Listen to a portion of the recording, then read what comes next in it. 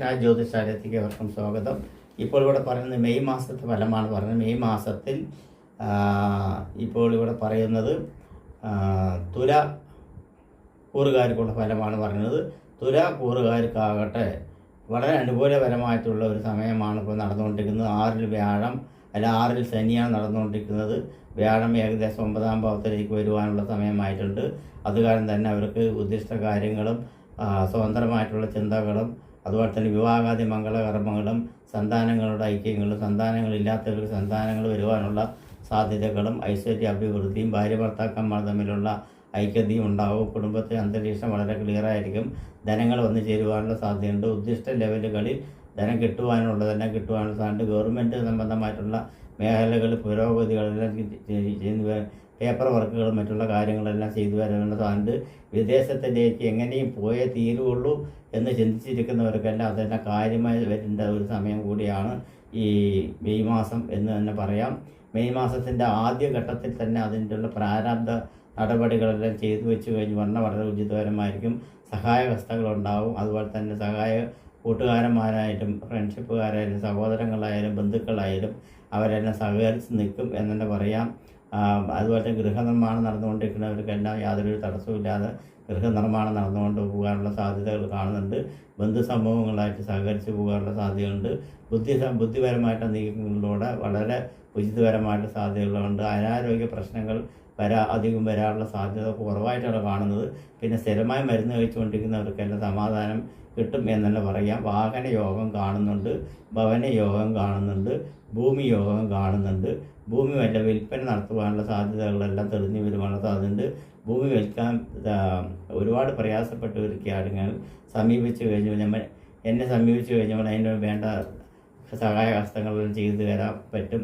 അതുപോലെ തന്നെ പരിഹാര മാർഗങ്ങൾ എന്ത് തന്നെ ആഭിചാരദോഷം, അതുപോലെ കർമ്മദോഷം, ശത്രുബാധാപീഠ, ആഭിചാരദോഷം, ശുദ്ധരാഭിചാരദോഷം, അങ്ങനെ വേണ്ടപ്പെട്ട ഒരുപാട് ദോഷങ്ങളും ബാധാദോഷങ്ങളും ഉണ്ടെങ്കിലെല്ലാം അതിനെല്ലാം പരിഹാരങ്ങളെല്ലാം ഉണ്ട്. അതിനെ പറ്റിയിട്ട് വേവലാതിപ്പെടേണ്ട ആവശ്യമില്ല. അതിനുള്ള പരിഹാരങ്ങളെല്ലാം ചെയ്തു കഴിഞ്ഞ് പറഞ്ഞാൽ ജീവിതാഭിലാഷം ഉണ്ടാകുമെന്ന് തന്നെ പറയാം. അങ്ങനെയുള്ള കാര്യങ്ങളെല്ലാം വളരെ തീർച്ചയായിട്ടും അതിനുള്ള അനുകൂലപരമായിട്ടുള്ള കാര്യങ്ങൾ സാധിച്ചെടുക്കുവാനുള്ള സാധ്യതകൾ ഈ രാശിക്കാർക്കുണ്ട്. ഇനി വരാൻ പോകുന്ന കാലം വളരെ ഉചിതപരമായിട്ടുള്ളൊരു കാലമാണ്. അത് നിങ്ങൾ തട്ടിത്തെറിപ്പിക്കരുത്. അതുകാരണം തന്നെ എന്തെങ്കിലും ബാധകൾ ഒരുപാട് ബാധകളുണ്ട്. ഒരു ബാധയല്ല, പലവിധ ബാധകളുണ്ട്. ആ ബാധകൾ എന്തൊക്കെയാണെന്നുള്ളത് പ്രശ്നപ്രകാരം രാശി വെച്ച് നോക്കിയാൽ അറിയാൻ പറ്റുള്ളൂ. അങ്ങനെയുള്ള കാര്യങ്ങളെല്ലാം ചിന്തിച്ച് കൈകാര്യം ചെയ്യുകയാണെങ്കിൽ ജീവിതാഭിലാഷം നിങ്ങൾക്ക് മുന്നോട്ട് കൊണ്ടുപോയി യഥാർത്ഥം. പിന്നെ അതുപോലെ തന്നെ സിനിമാ മേഖലയിൽ പ്രവർത്തിക്കുന്നവർക്ക് പ്രത്യേകിച്ച് പറയാനുണ്ട്. അവരുടെ ജാതകം നന്നായി പരിശോധിക്കുക. അനുകൂല ഫലമാണെങ്കിൽ ഇറങ്ങിത്തിരിച്ചിട്ട് സക്സസ് ആകണം എന്നുള്ളതാണ് പറയുന്നത്. സക്സസ് ആയിട്ടില്ലെങ്കിൽ തീർച്ചയായിട്ടും നിങ്ങളുടെ ജാതകം പരിശോധിച്ച് പ്രശ്നം വെച്ച് നോക്കി പ്രശ്ന പരിഹാരം ചെയ്തു കഴിഞ്ഞാൽ നിങ്ങൾ തീർച്ചയായിട്ടും രക്ഷപ്പെടുന്നതിൽ യാതൊരുവിധ സംശയമില്ലാത്ത കാര്യമാണ്. ഞാൻ ഉറപ്പിച്ച് പറയാം. അതാണ് പറയുന്നത്. അങ്ങനെയുള്ള ഒരു കാര്യം ഞാൻ എടുത്തു പറയുകയാണ്. കാരണം ഗുരുക്കന്മാരുടെയും ദൈവാനുഗ്രഹത്തിൻ്റെയും എല്ലാ അനുഗ്രഹങ്ങളും കൊണ്ട് തന്നെ ഞാൻ പറയാം. നിങ്ങളുടെ നിസാര പ്രശ്നം വളരെ എവിടെയെങ്കിലും കിടക്കുന്ന ചെറിയ നിസാര പ്രശ്നങ്ങൾ അത് വലിയ പ്രശ്നമായിട്ട് മാറിക്കൊണ്ടിരിക്കുകയാണെങ്കിൽ ആ വലിയ പ്രശ്നത്തിനെ വലിയ കാര്യമായിട്ട് തന്നെ മാറ്റി എടുക്കേണ്ട ആവശ്യങ്ങളുണ്ട്. അങ്ങനെയൊക്കെ എടുത്ത് മാറ്റിക്കഴിഞ്ഞ് പോലുള്ള ദോഷങ്ങൾ മാറിക്കിട്ടും.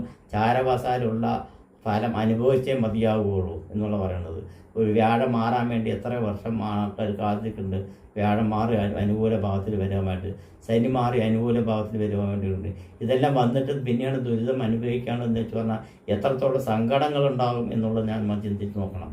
എത്രത്തോളം ദുരിതങ്ങൾ നമ്മൾ അനുഭവിച്ചിട്ടുണ്ടാവും നോക്കണം. ദുരിതങ്ങൾ ഉണ്ടാവും. ദുരിതങ്ങൾ അവരവൻ്റെ ജാതകത്തിൽ ദുരിതങ്ങൾ ഉണ്ടെങ്കിൽ ദുരിതം ഉണ്ടാവും. ആ ദുരിതത്തിനൊക്കെ ആവാഹിച്ചിട്ട് ഒന്നുമില്ലെങ്കിൽ ഒഴിവാക്കണം, അല്ലെങ്കിൽ എനിക്ക് ദാനം ചെയ്ത് ഒഴിവാക്കണം. അങ്ങനെയുള്ള പ്രശ്നങ്ങളെല്ലാം ചെയ്ത് തീർക്കാറുണ്ട്. അങ്ങനെയുള്ള പ്രശ്നങ്ങൾ ചെയ്ത് ചികിത്സായ നിങ്ങളുടെ ജീവിതത്തിൽ സഫലം പറഞ്ഞ ഉദ്ദിഷ്ട കാര്യങ്ങളും എല്ലാ കാര്യങ്ങളും എല്ലാം ഉചിതപരമായി നടക്കുകയുള്ളൂ. അല്ലെങ്കിൽ അവിടെ വീടടുത്ത് നിന്ന് തന്നെ സഹായിക്കാൻ ആരുമില്ലാതെ അവിടെ തന്നെ കിടക്കേണ്ടി വരും എന്നാണ് എനിക്ക് പറയാനുള്ളത്. അപ്പോൾ ഈ മാസത്തിൽ ഇവർക്ക് നല്ല അനുകൂലപരമായിട്ടുള്ള സമയമാണ്. നമസ്കാരം.